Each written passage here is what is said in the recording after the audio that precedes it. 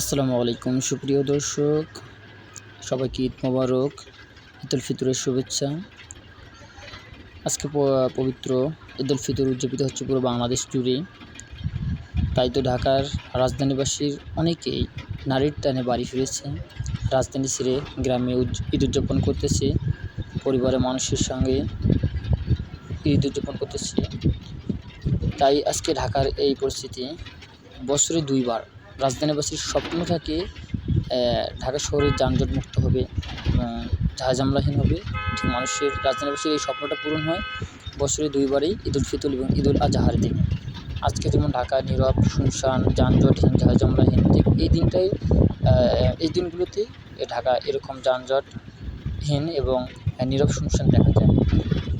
আপনারা লক্ষ্য করতেছেন যে রাস্তায় আমি দেখাচ্ছি আপনাদেরকে, আমি ফিরহানা রেলওয়ে থেকে এলিফ্যান্ট রোড হয়ে শাহবাগী দিকে রওনা হচ্ছে। সেই রুটে, যে রুটে নিত্যদিনের যানজট লেগেই থাকে, গাড়ি ঘোড়ার চাপ লেগেই থাকে।